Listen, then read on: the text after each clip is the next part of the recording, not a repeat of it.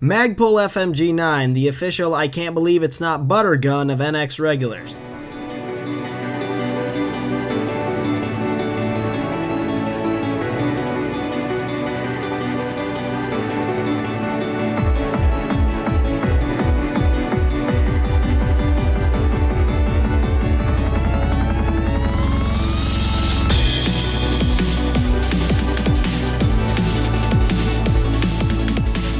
What's up, people? This is Russian Freako9, and bringing you guys today the Magpul FMG9. Now, I do apologize for the relative age of this clip capture. This was recorded sometime last February. Yeah, don't ask. I haven't played the game since, but nonetheless, I do have all of my impressions of the gun written down, so I remember them perfectly. Don't worry about that part. Now, the Magpul FMG9, the reason I say that it is the I can't believe it's not butter is because it's I can't believe it's not Berapi.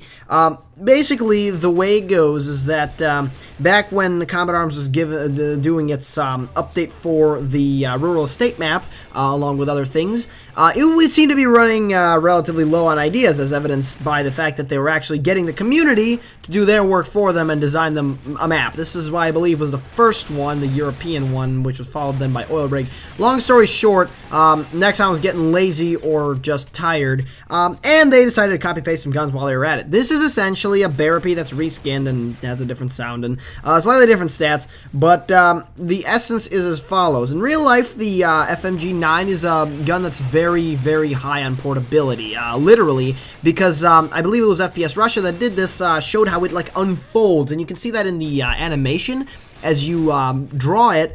It's actually like a folding thing where you can put it into like a suitcase and pretend it's a laptop battery and then shoot some motherfuckers. So it's kind of one of those Michael Weston CIA type guns or terrorist type guns, depending on what your definition of terrorism is. But yeah, it's essentially very high in portability, made for running around with it. You know, surprise, surprise, nothing new.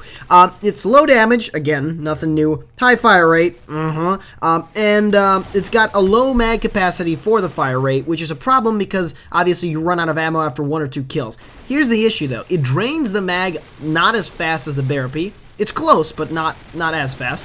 But it doesn't get the kills as fast either. So you start witnessing this phenomenon of the Berapi getting a either hit or miss. Like, you point the gun at the guy and you pull the trigger, and either he's dead within half a second because you hit him, and your gun deals that much damage per second, or you missed and you wasted a bunch of ammo and have fun. With this gun, it's more like a hit miss, or miss. Because you have to pull the trigger for longer, and here's the plot twist. Only one of those, the first one, actually gets you a kill. Which brings me to this. It does drain the mag really fast, to the point where I've had to pull out my pistol a couple of times, and now I actually literally ran out of ammo. No, it's not because I get so many kills and die so little. No. I just straight up ran out of ammo. Speaking of which, the gun I picked up was a Scorpion CZ, whatever the hell. If you guys want a quick Scorpion review, here it goes. Are you ready? I don't know what the hype is about that gun. People are losing their shit, or were losing their shit a while ago about that gun. Could somebody fill me in on why it's so good? I can't understand. I owned it for a day. I hated every single minute of it. Lost a couple years of my life because of that thing, from stress. So somebody fill me in, please. Back to the FMG9. So this gun is it's good for close range, no shit. Very low spread while strafing, which is a kind of a trump card I use with all the good guns. You need to have, I mean, you don't need to, but for a very good balanced weapon that's good for moving around and actually using your fucking arrow keys, or WASD if you're not a complete scrub, you need a gun with relatively low spread while strafing. Now, bunny hopping is a bitch, of course, but, you know, you sort of, if you can't beat him, join him, so you kind of need that thing. And, of course, it has no real accuracy over long range, but over mid-range, what you find is that, aside from its spread, the accuracy is actually decent. So anywhere within the reticle, it will actually hit. If the reticle gets bigger because you're strafing, then that's your problem. But if you do manage to actually hit the 2 pixels of head from mid-range, you're pretty much set. So it's not completely terrible for mid-range, but you do need to stay stationary for that. It sort of defeats the purpose of the gun. Now, the biggest flaw with this gun, except for the slight lack of DPS, it is the fact that it is very, very brutally low on attachments. You cannot have a sight, which means you're hip firing for your entire eternity with this gun, and there's no mag mods either, so you're stuck with the short. So basically, both of the, I guess, flaws of the gun that are relatively evident are consequently even more multiplied by the absence of mods. Kind of shitty, but you know what? If you can cope with it, you're good. No aim driving recoil though. Your aim stays exactly where it is. Recoil doesn't make it go all over the fucking place. You know, it's relatively consistent when it comes to close to mid-range. Now, as you can tell, obviously, I've had to pull out my pistol numerous times. Not because I love using it, but because I had no fucking choice. So if you were to take my advice for it, A, use it in nothing but Death Room or Junk Flea, because that's literally what it's made for and nothing else.